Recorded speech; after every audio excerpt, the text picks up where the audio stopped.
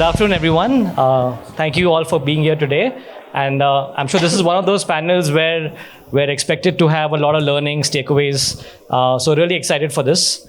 So before starting off the panel on the topic itself, allow me to set some context. And then what we'd like to do is, go across and hear more from these leaders who've actually individually in their own capacity spearheaded transformation with their respective organizations, right? So on the topic itself, in a digital era, building sustainable business models and being future fit. What do we mean by that? I think if you look at just the S&P 500, in the last 10 years alone, a third of the S&P 500 has been replaced. That's about 180 companies. It's getting more difficult to stay in the top. And when I mean that, I can also add a little bit more context to that and a little more color. That the time that a company spends in the S&P 500 is also reduced significantly. So maybe in the 1960s, it was almost around 60 years on an average, whereas today, they're only about 15 years in the top S&P 500. So it gets a lot more competitive to actually stay at the top. And I think there are multiple reasons over there for that, right? I think when we look at the reasons, one of the key reasons, and we spoke about that, even the keynote from Pari as well, in terms of just technology disruption. And when we look at that, first we had, say, the digitalization come in, RPA, different technologies, whether it's, blockchain, AI, and then today even Gen AI, and it continues to disrupt it. So that's one key element. The other element is also in terms of macro volatility, macro factors. It's the interest rates going up, inflation, or it could also be in terms of geopolitical issues, right? So I think at the outset, a lot of disruption, digital disruption for sure, but apart from that as well. And in that context, I think I'd like to start off and kickstart this panel. And we'd love to hear everybody's thoughts on this. So in terms of, let's start with you, Manasvi, maybe, and then we can come along. When we look at how the world has been digitally disrupted today and the other disruptions that are there, in your context, how are you today handling and adapting to that change, right? Maybe how are you navigating that change? Are you using different models to adapt to this change? I think, the key part is to understand that, what constitutes a change, right? So I think a lot of times, it's easier to think that, there are so many technologies which are coming in and that's the change. In my opinion, that's not really the change. The change is, how your customer is expecting something, right? Oh. So the customer expectations, if you look at it, 10, 15 years or, any time period, in fact, they are exponentially changing, right? Now, how do you react to that exponential change? And what are the right business models? What are the right technologies to adopt? I think that's the key broadly, right? So see, the technology landscape really is a way to match those customer expectations, right? They are asking for more immersive experiences. Customers are asking for more seamless experiences. You can stage newer experiences which are more efficient. Right. So that's the key. And, for us, or for that matter, any organization, right? These digital transformations or the transformation journeys that we take is to really codify the way you would react to those changes that customers are expecting, right? Think of it as platformatization of that thinking. Right. I think that's the key. And, in that process, you're adopting, newer technologies, whether it's visualization technologies, whether it's AI, whether it's, anything like a blockchain. But it's really, really that core that you're, that thinking that you're trying to platformatize. Right. Great. Srini, maybe your thoughts on that? Yeah, thank you. +1 to everything you said, right? So I think you're spot on. The change is introduced, technology is one factor. The market continues to evolve. The consumer behaviors. By the way, we are singularly focused at bringing retailers, brands, and consumers together. And we are trying to make shopping radically transparent. That's the goal. So in that space, the market continues to evolve every single day. The consumer behaviors are changing, right? Yesterday, they were shopping in a brick and mortar shop. Then online, then they are quickly moving to social media, and the shopping is happening there. The technologies, as you rightly talked about, are changing. Our own workforce is changing as well. So I think it is all about recognizing it as best as you can, staying as nimble as possible, and move as quickly as you possibly can, while keeping your vision, in our case, keeping shopping radically transparent as our North Star, and continue to chase it. I think that's how I think about it. And very specifically about technology, since we are here about that, the technology is an enabler. I think you said it in a way as well. It is just an enabler. Find the right technology. If it's AI, we have been using AI forever. Gen AI came recently and became a nice disruptor. That's another tool only. It's not a solution. It's a tool to solve for a consumer need of some sort. Identifying the consumer problem, trying to solve it, apply the right tool, and run with it. Nice. That's how I think about it. Yeah, I think that point around workforce as well is very interesting. I'll come back to that maybe a little later. And the point around, building your organizations up in a very agile and flexible way. Niladri, thoughts on that? Yeah, so +2 to Srini, begin with. So I'll double click a bit on where we are. So we are in the business of maximizing the value of technology spending and buying for every buyer and supplier. And that's a lot in the industry. When you're tackling industries from aerospace to defense, to manufacturing, to finance, utilities. It's a pretty wide spectrum. And from our perspective, the economics of the change, I think, are very important. And a bit about that is, everybody wants to be a SaaS company, because a SaaS company fetches you multiple valuations. It allows you to look at costs that were originally CapEx versus OpEx, which means they become tax deductible of the year. You can shoot up higher profits. You don't need to get machinery you pay for years. You can actually exit, enter whenever you want. Pay as you go looks extremely nice versus an on-prem solution. But I think what has been lost a bit is understanding the nuances as when the SaaS model gives you flexibility, this flexibility also comes at a cost. So for example, looking at your OpEx day in, day out is not trivial. Like if I were to tell you, for example, that pay as you go looks better than having an on-prem demand for many years, but an Azure reserved instance would give you a 70% discount, and then the other models out there, what would you do? So there's a lot of we look at the market as being divided between on-prem and cloud. It's 51, 49, 53, 47, depending on how you look at it overall. But if you listen in to your customers and to your customers' customers or your consumers, frankly, there's no one size fits all. So we have in our supplier side of the business, which is the market leader, we have a software monetization product, which allows you to kind of do license management at scale. We, in fact, have a global product head, PG, who's in the room running that.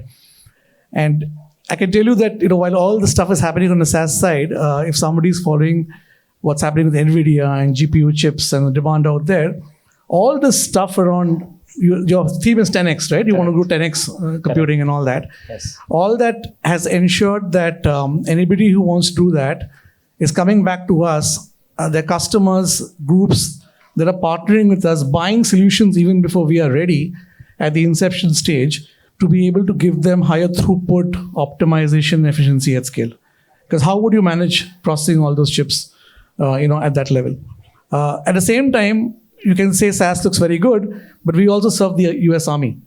And if you have devices out there and the battle tank is out in the field, they don't care about what release you're going to be doing. Yeah. So I think the relevance is pretty important. And what we are seeing right now is with the cloud, we say, you got to shift left and be agile. Organizations also have to be agile, because in an enterprise IT world, the role of finance, the role of IT, and the role of procurement, the role of every department out there comes together, because suddenly you have to look at your total estate altogether and what can you optimize as part of that. So the unit economics matter a lot, and I think that's something which we see is a fundamental pivot in terms of decision making. It's an interesting point. Mohua, in your context as well? Okay, I have nothing more to add because they have said it all. That's the disadvantage of being the last one. So let me just focus on agility. See, the changes will keep coming, and some changes, what we need to recognize as business is some change is relevant for us, some are not. Just because the next company is doing, we cannot start copying that. And I think that's a big pitfall that most companies have, or a lot of companies have. And why I say agility is, see, so many of us here, everybody, I think pretty much everybody works hybrid. Some probably work remote. When we got into the COVID situation, none of us thought that that's possible. I still remember when my daughter was a toddler, getting 1 day of work from home was like a lot of, oh yeah. Now, people take it as a given. So for us, at that point, I was with an MNC bank, and we never had imagined that we would go remote. One fine day, we have COVID, and we realized that our applications and our technology is so advanced that within 5 days, we were the first bank who became fully operational within 5 days. And neither did the world know about us, about this capability, nor were we so conscious about it. We knew that we were investing in technology which is going to keep us agile. We were probably the only bank which didn't have mainframe, but we didn't know that this is our strength. Within 3 months, we decided to go completely remote. When I say completely remote, being a bank, of course, there are certain functions which cannot. But still, we were 70%. I had 3 centers. We were 70% remote in India and 100% remote in Pakistan and Egypt. So having said that, and that has become our model, what we have seen is because we were agile, we could change a lot of things. It helped us in hiring. We had a lot of challenge in hiring the right talent because we are not the size with not a 10,000, 20,000 strong GCC. We were hardly 3,000. Getting the right skills, and a very digital bank. So getting the right skills was a challenge. So now it opened us up to the entire, pretty much the entire world. I mean, yes, we had to go through some legal things, but pretty much the entire world became our space to hire. Similarly, after that, we saw that, okay, we can save on space. Then we can save on a lot of other things. So what we did is kind of, because we were agile, we kind of could manage to address the different needs as per the changing business model, as per the change in the market. So I think agility is key and very true. Technology is just an enabler. Though I have been talking about emerging technologies for till cows come home, but it is nothing but an enabler. At the end of the day, it's the business model, and how you can run your business to fit the customer's need. That's all. Yeah, maybe I'll pick up the point which you've also focused on in terms of just the agility, providing that agility and flexibility to the workforce, to the employees and the talent itself. And we can start with you maybe and have the advantage given to you. But really in terms of when we talk about building these scalable businesses, sustainable businesses, how important a role does the right kind of talent or talent readiness play in this role, in this aspect itself? Well, that's the most important. All we talk about technology, space and everything else, the most important is the talent. And yes, somebody might say customer is most important. Yes, customer is the most important, but only a happy employee can keep your customers happy. Otherwise, if we look only at the customer, it will never happen. So keeping the talent happy is also a huge challenge now because look at the space. We have 25-year-old people. At the same time, you have people like me. So how do you address all of this? And I think as business in India right now, I think we are doing a fantastic job of this managing multiple generations. We were talking about Gen Z. Now I hear Gen Alpha. Now I have no idea what they will ask for. So very recently, I've been interviewing for a few roles. And trust me, the questions that I'm getting are, what is your CSR group doing? How are you faring in your CSR space?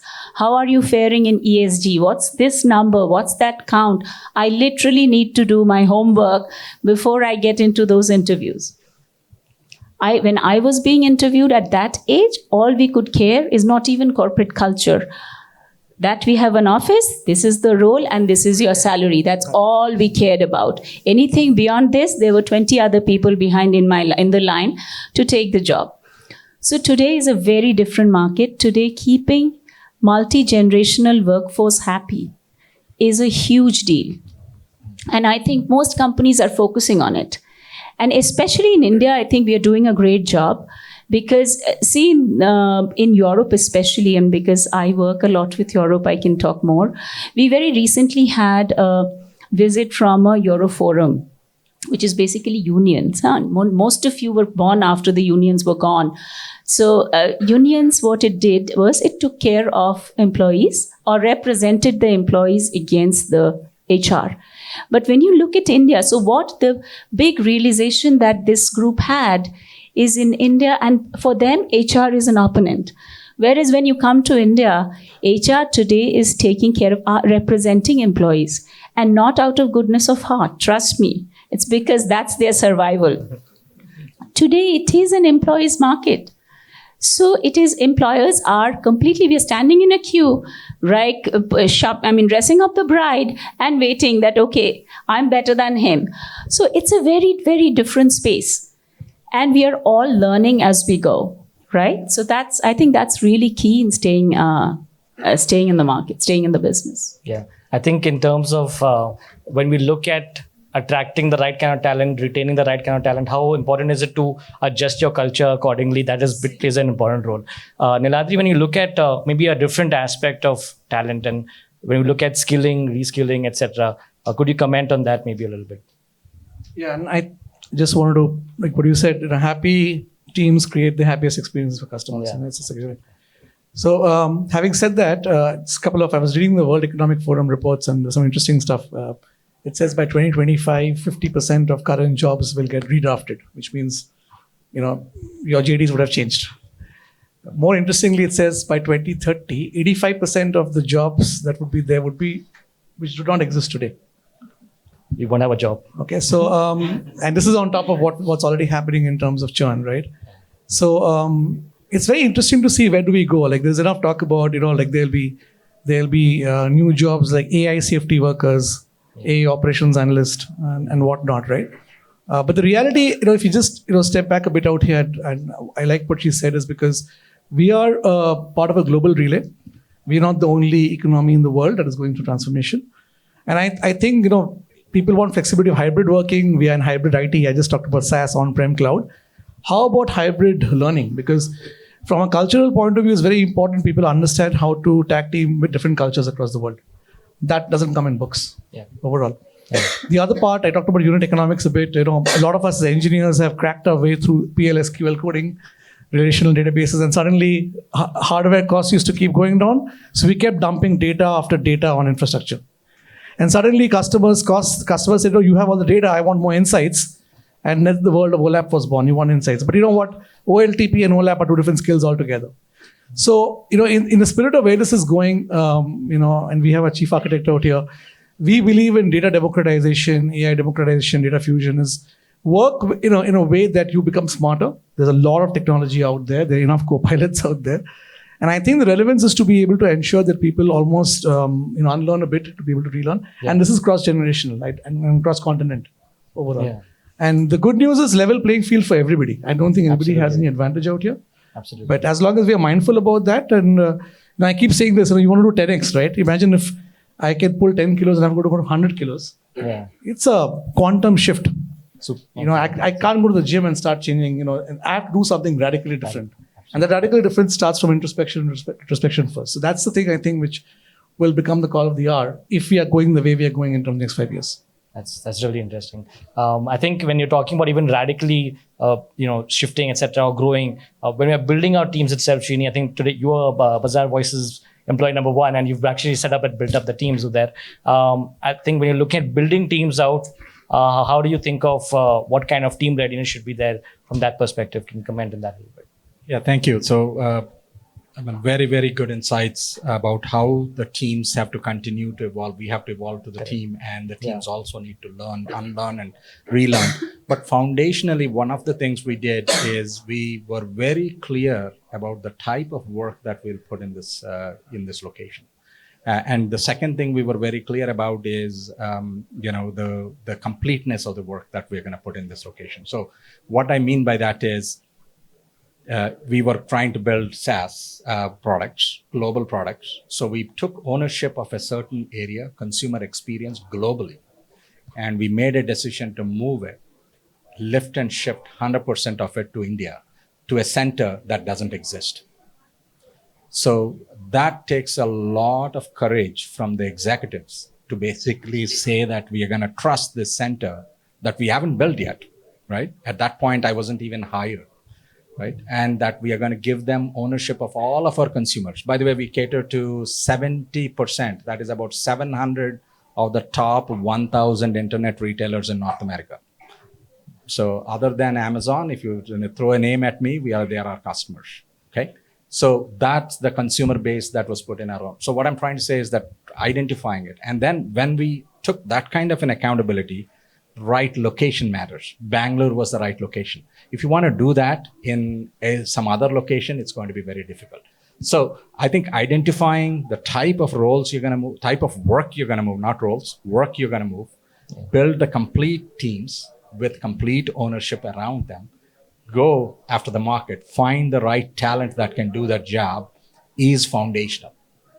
Then evolve with with that particular talented workforce and help them kind of take care of your customers, right?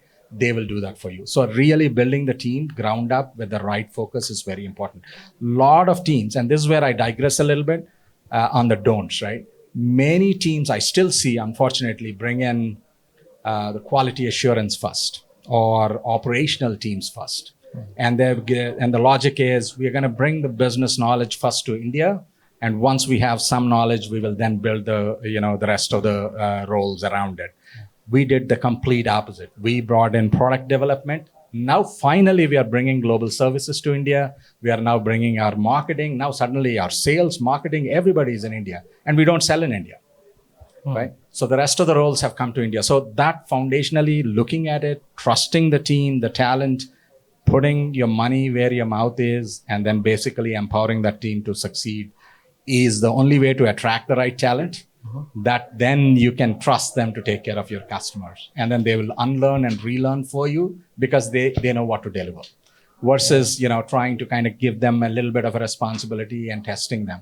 Because they're Gen Zs and Gen Alphas don't have the patience. If you don't give them the challenge, they're not going to be with you for long. And now it is a self-fulfilling prophecy. Oh, we can't retain people, so we can't trust them to own our critical businesses. So I think that's key as well. That's really interesting because that means that you're actually, in terms of how GCCs are, if you see the maturity curve, you're actually starting off right and then incorporating other elements which probably are more far left, right?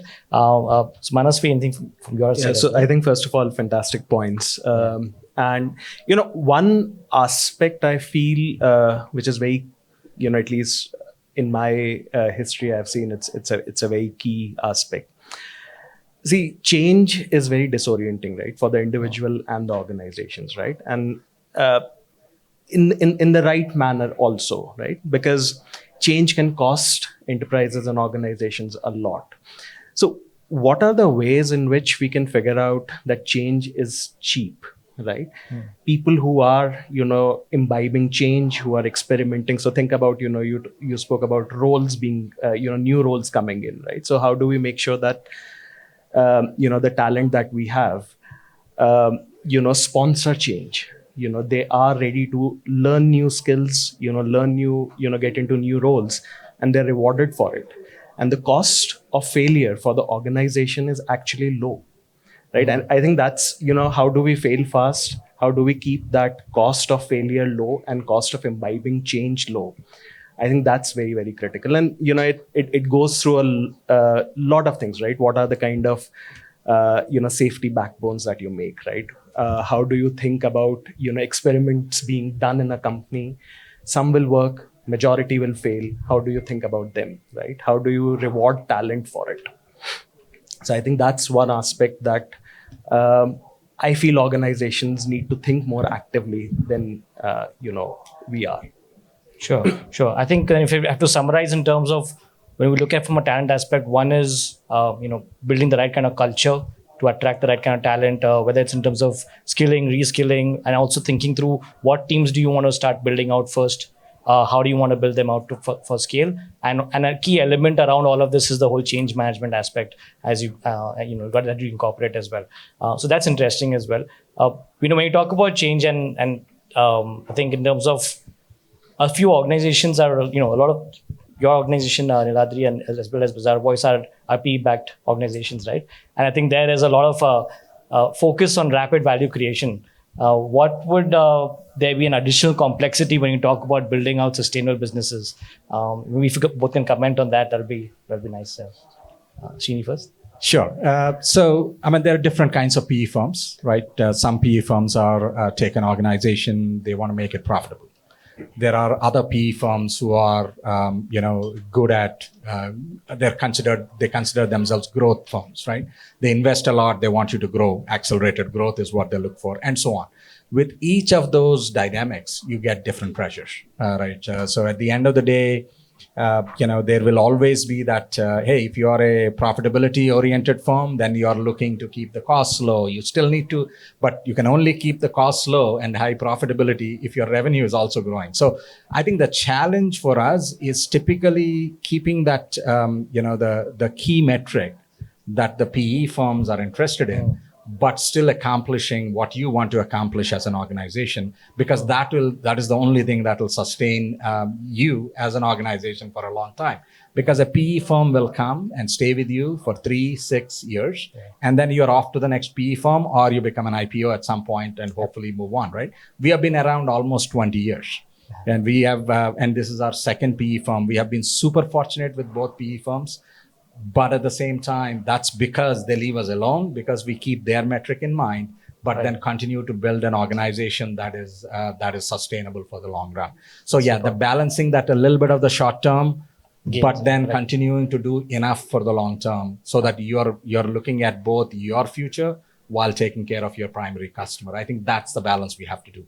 Yeah, interesting. I think, Niladri, you were also mentioning about how important that balance is very critical. Yeah, there is a saying I was reading somewhere that you are right now running to eat food or become somebody else's food. And and as you said, there are different kind of PE firms, but the framework essentially is for the PE firms is they look at this thing called the ARR, the annual rate of return growth rate, and profitability. And most PE firms, they have this thing called the rule of 40. So if your growth rate and your profitability percentage adds up to 40 points, you're really good. 50 points, you're very good. So we are one of those few firms, and again, we've been backed by a PE for a long time now, 20 plus years. We are close to the rule of 60. And very few firms in the world have that. What does that mean? It might mean at one end that ruthless, predictable execution and focus on every dollar. But what it also means, and what Srini talked about, is if you are aligning your organization to be able to deliver, you need to ensure, because that ARR number, it breaks down further into how much of the ARR is what you retain or expansion, how much of it is new bookings, and how much are you churning. In the SaaS world, accounts churn. There are enough choices, enough choices out there. So financial discipline about looking at that matters. And what I have seen and felt is, as long as your organizational DNA is aligned towards the right levers towards making the maximum impact, and you take accountability for that, that's what matters. You talked about customer experience. We have our product lines, our highest product lines, our data engine, all being done from India from that perspective. But along with that also comes that your experiments, you want to experiment fast. If you're not able to show value which is reliable, scalable, and profitable, you got to pivot to a different direction altogether. So I think with the PE firms, that bit is a bit different overall, but that financial discipline is very good for orienting your mind towards where you want to be in terms of the journey. So maintaining the financial discipline, balancing the short-term gains and also the long-term aspects is very critical. I think a lot of folks in the audience will also like to know, I have an organization, I'm trying to see how I can build that out in terms of a sustainable business. What are things that I should keep in mind or watch out for in terms of, say, common mistakes that people typically do? Maybe from your experience, Mohua, if you can elaborate a little bit around, you've had experience across healthcare, BFSI services. If you've seen common mistakes or pitfalls that people probably should take away as learnings or things to avoid, maybe. Mistakes can be thousands, and in various different fields.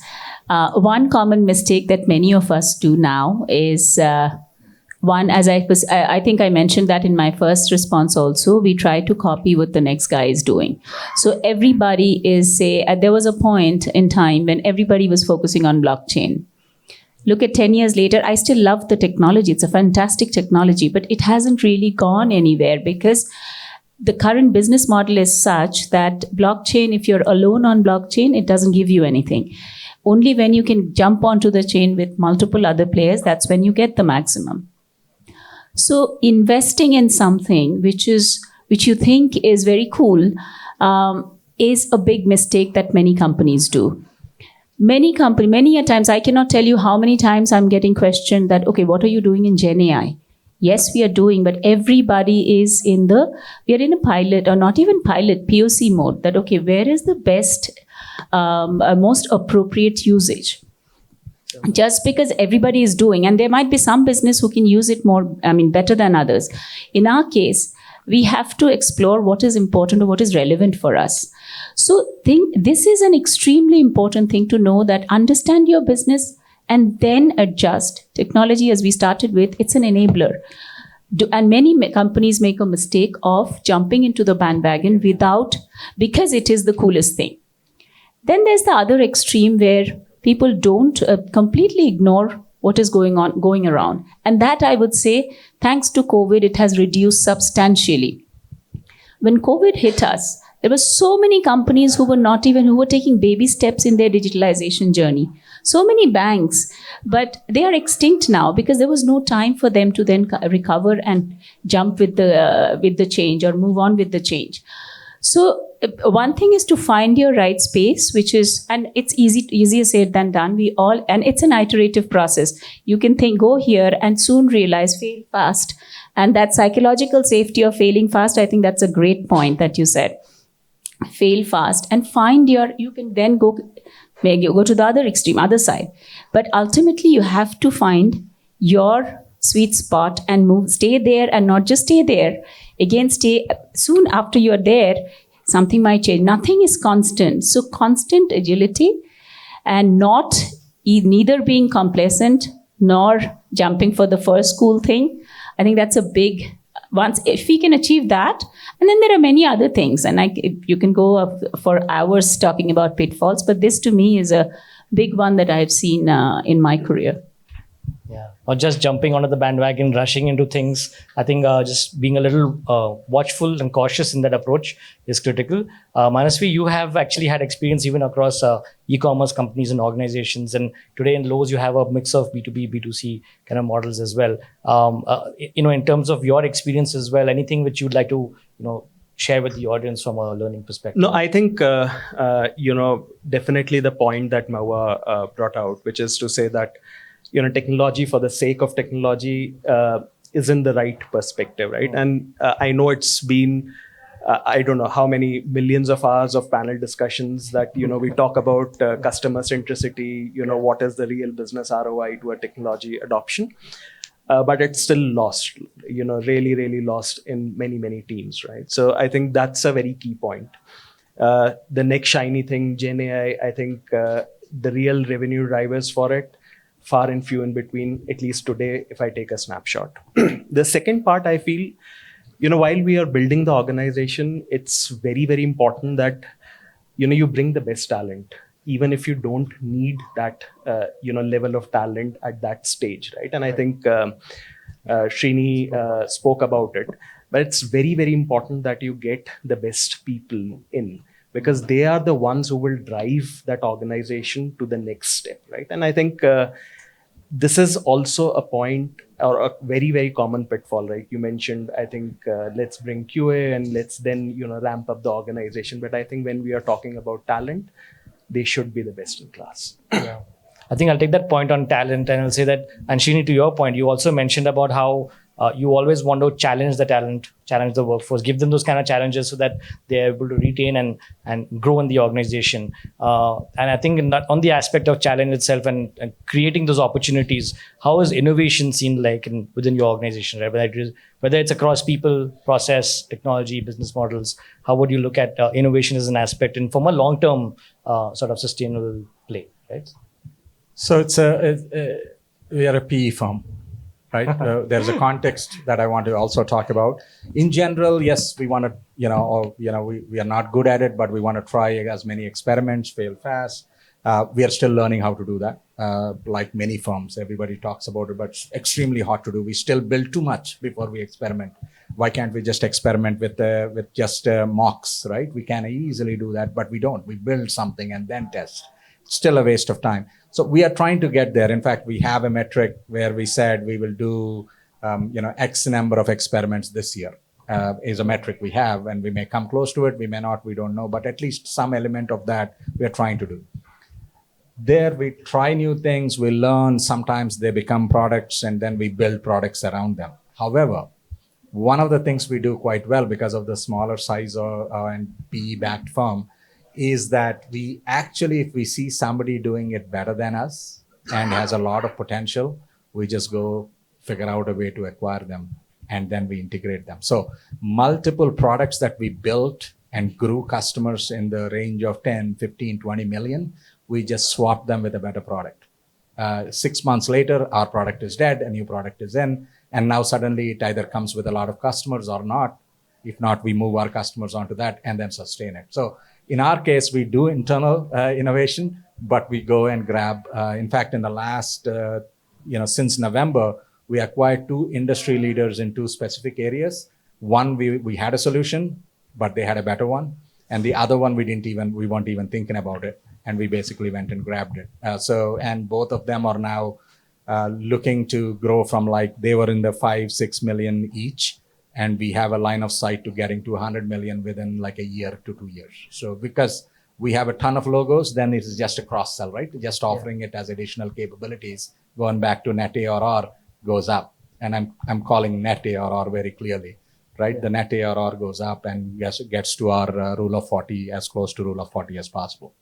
Yeah, I think the whole idea of, in your case at least, inorganic growth, looking at that and looking at the right kind of, keeping in mind of what kind of targets can you look at from augmenting your current product roadmap itself, right? Niladri, any comments around the innovation piece itself? I think one thing we should not underestimate is the power of the network value.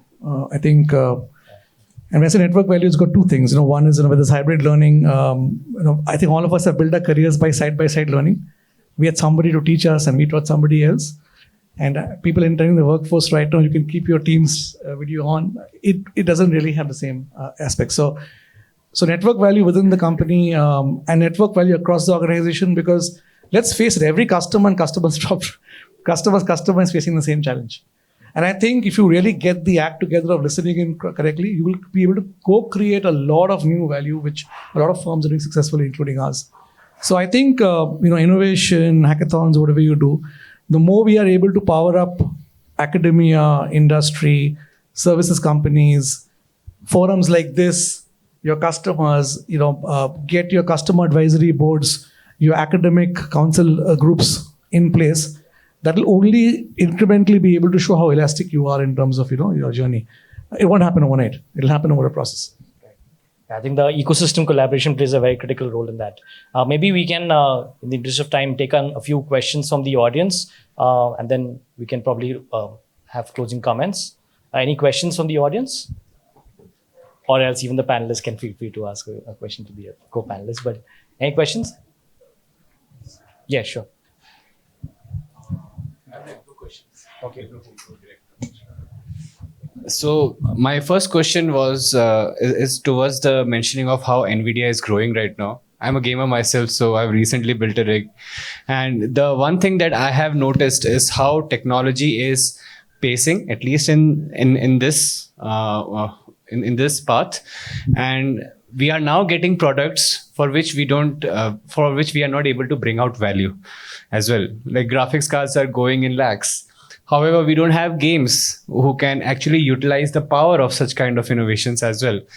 What do you think is happening in the current mindset of the industry that we are actually moving towards this path? Is it towards a technological excellence, or is it actually towards catering to what customers really need? What's your name, sir? Homaditya. Great question. So should I take the answer? Yeah, I'll take it. It's a great question, because if you hear the NVIDIA CEO, Huang, he will say, we tried to attack one market. We landed up with a different market. All the data centers now are using gaming chips, and everybody else is competing with NVIDIA. I think the market needs a bit of a reality and an operational check overall, because this AI thing is going so fast right now. We do not know what business case is going to solve. And everybody is trying to now solve higher computing, higher efficiency, higher throughput, but we don't know what ends problem we are solving. So we are creating a market effect right now. But as you said, from the original gaming context, is it really adding value or not? It's questionable. So I think from the checks and balances are to ensure today, you hear about ethical AI, I talked about reliability a bit, is to ensure that I think people at least have those wheels in place to know if your car is running and going to tip over the cliff overall. And I think the good thing right now, what's happening is NVIDIA is not the only player in town, obviously. Now there is enough competition out there as well. The antitrust rules also coming out there. But it's to also put a good governance mechanism around data, because it's also about whose data are you really using and what leaks could that actually cause as part of that. So my belief is this is spawning a different industry around risk, governance, which is something which will actually take off in the days to come and will limit the play in terms of what we are seeing on this side. When actual business outcomes don't come, we'll have to pivot towards a different direction altogether. I'm not sure I answered your question, but Yes, it does. Because it is a debatable topic as well.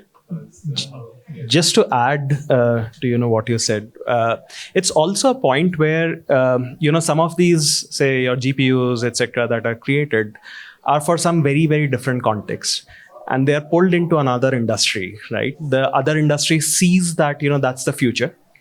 So you will probably have a PS6 or something else coming out, and a lot of gaming studios adopting to that chip or the technologies that are coming. But were they the primary customers when these chips were designed? Not really, right? I think some of them were really for very, very different contexts as well. So, and technology is democratized, so you have access and you can think of applications or industries to catch up on that as well. So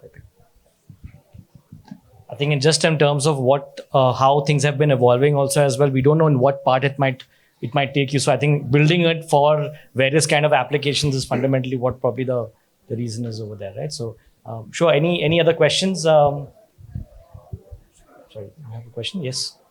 So I think, you have discussed about two things, right? Moving the cloud from on-premise to cloud and cloud to on-premise. So in recent past, we have seen few of the companies who have moved to the cloud a couple of years back.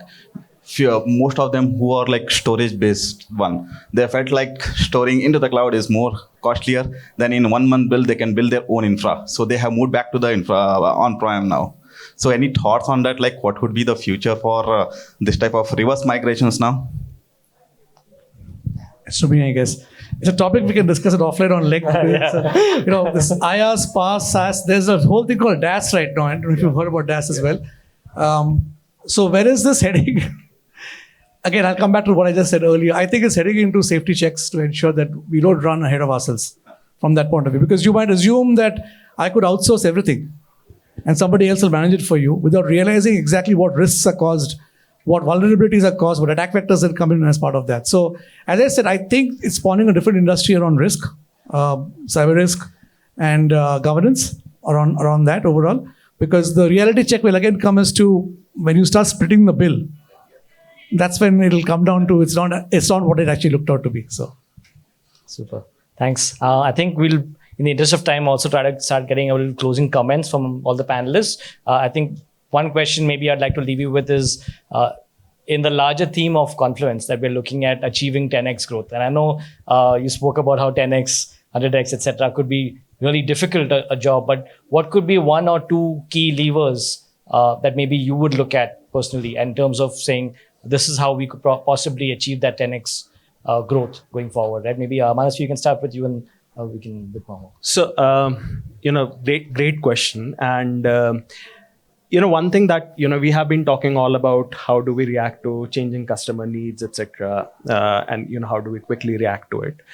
But, for 10x growth, the mindset also has to be, how do we shape customer behavior, right? How do we lead the way? So, what makes us the pioneers in that field?